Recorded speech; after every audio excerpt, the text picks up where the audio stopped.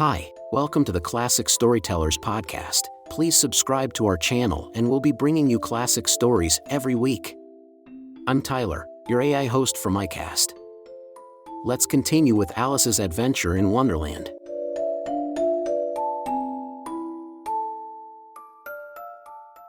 Chapter 7. A Mad Tea Party. There was a table set out under a tree in front of the house, and the March Hare and the Hatter were having tea at it. A Dormouse was sitting between them, fast asleep, and the other two were using it as a cushion, resting their elbows on it, and talking over its head. Very uncomfortable for the Dormouse, thought Alice. Only, as it's asleep, I suppose it doesn't mind. The table was a large one, but the three were all crowded together at one corner of it. No room! No room! They cried out when they saw Alice coming. There's plenty of room, said Alice indignantly, and she sat down in a large armchair at one end of the table. Have some wine, the March Hare said in an encouraging tone. Alice looked all round the table, but there was nothing on it but tea. I don't see any wine. There isn't any. Then it wasn't very civil of you to offer it, said Alice angrily. It wasn't very civil of you to sit down without being invited, said the March Hare. I didn't know it was your table. It's laid for a great many more than 3. Your hair wants cutting, said the Hatter. He had been looking at Alice for some time with great curiosity, and this was his first speech. You should learn not to make personal remarks. It's very rude. The Hatter opened his eyes very wide on hearing this, but all he said was, Why is a raven like a writing desk? Come, we shall have some fun now. I'm glad they've begun asking riddles. I believe I can guess that, she added aloud. Do you mean that you think you can find out the answer to it? said the March Hare. Exactly so, said Alice. Then you should say what you mean, the March Hare went on. I do, at least I mean what I say. That's the same thing, you know. Not the same thing a bit. You might just as well say that I see what I eat is the same thing as I eat what I see. You might just as well say, added the March Hare, that I like what I get is the same thing as I get what I like. You might just as well say, added the Dormouse, who seemed to be talking in his sleep. that I breathe when I sleep is the same thing as I sleep when I breathe. It is the same thing with you, said the Hatter, and here the conversation dropped, and the party sat silent for a minute, while Alice thought over all she could remember about ravens and writing desks, which wasn't much. The Hatter was the first to break the silence. What day of the month is it? he said, turning to Alice. He had taken his watch out of his pocket, and was looking at it uneasily, shaking it every now and then, and holding it to his ear. Alice considered a little, and then said, The 4th. 2 days wrong, sighed the Hatter. I told you butter wouldn't suit the works, he added, looking angrily at the March Hare. It was the best butter, the March Hare meekly replied. Yes, but some crumbs must have got in as well, the Hatter grumbled. You shouldn't have put it in with the bread knife.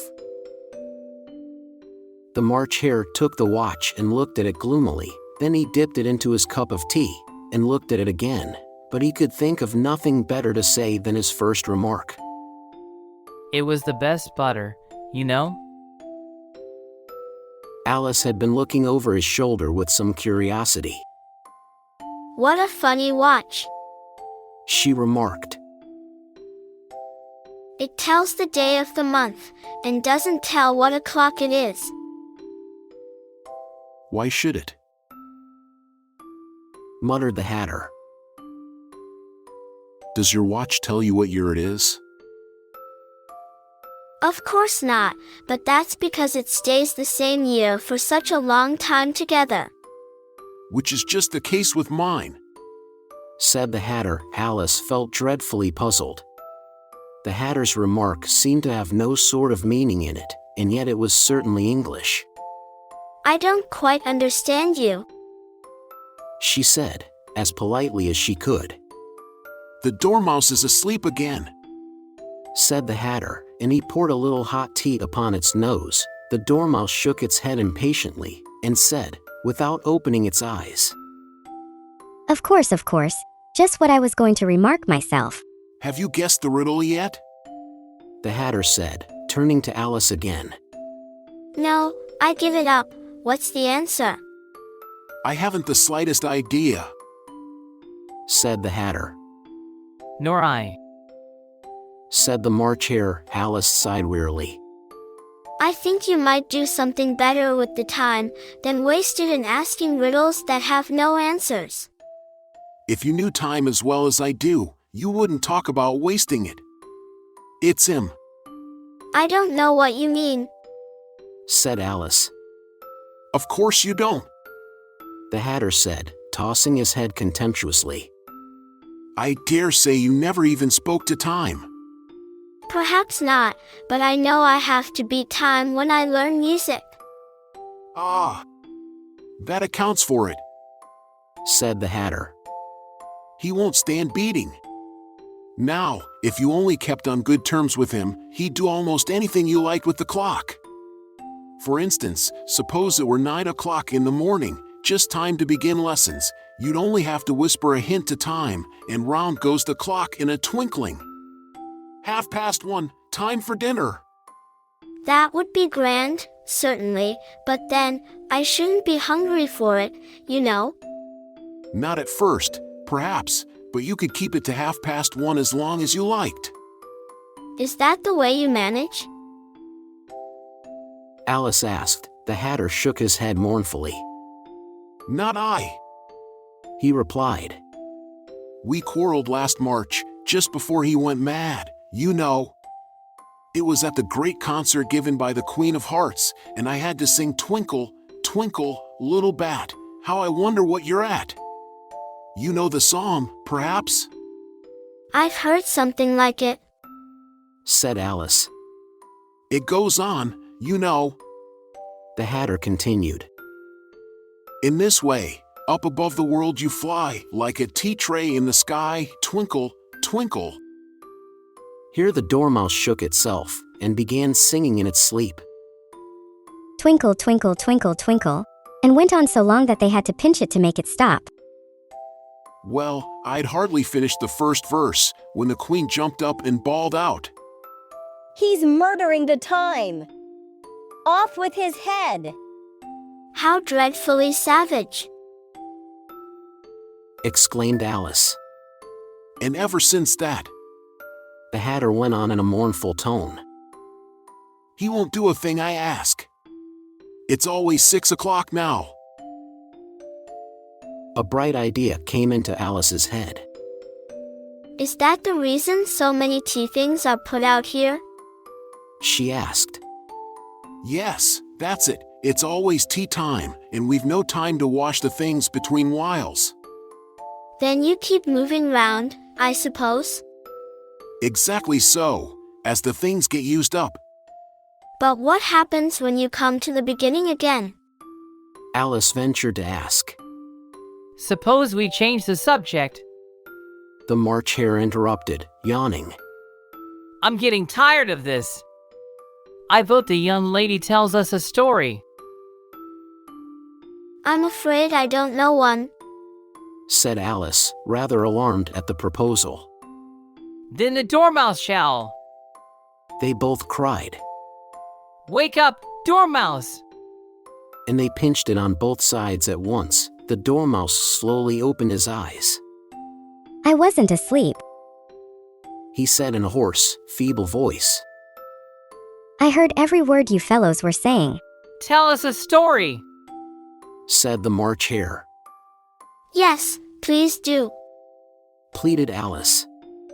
And be quick about it, added the Hatter. Or you'll be asleep again before it's done.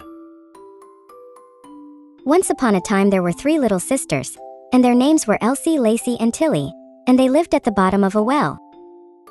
What did they live on? Said Alice, who always took a great interest in questions of eating and drinking. They lived on treacle.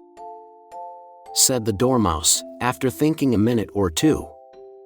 They couldn't have done that, they'd have been ill. So they were very ill.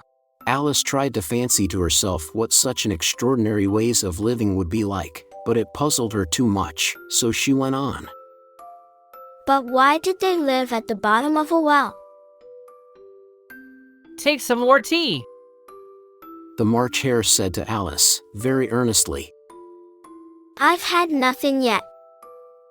Alice replied in an offended tone. So I can't take more. You mean you can't take less? It's very easy to take more than nothing.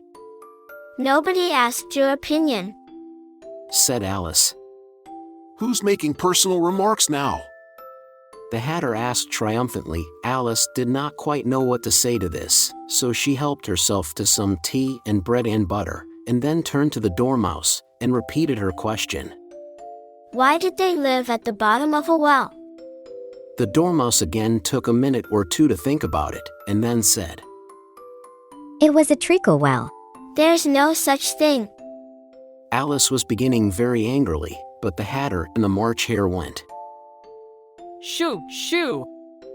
And the Dormouse sulkily remarked, If you can't be civil, you'd better finish the story for yourself. No, please go on. I won't interrupt again. I dare say there may be one. One indeed. Said the Dormouse indignantly. However, he consented to go on. And so these 3 little sisters, they were learning to draw, What did they draw? Said Alice, quite forgetting her promise. Treacle. Said the Dormouse, without considering it all this time. I want a clean cup. Interrupted the Hatter. Let's all move one place on. He moved on as he spoke, and the Dormouse followed him. The March Hare moved into the Dormouse's place, and Alice rather unwillingly took the place of the March Hare. The Hatter was the only one who got any advantage from the change, and Alice was a good deal worse off than before, as the March Hare had just upset the milk jug into his plate. Alice did not wish to offend the Dormouse again, so she began very cautiously. But I don't understand. Where did they draw the treacle from? You can draw water out of a water well, so I should think you could draw treacle out of a treacle well. Stupid. But they were in the well.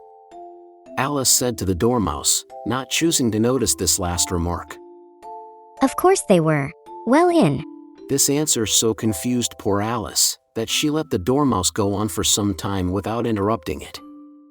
They were learning to draw.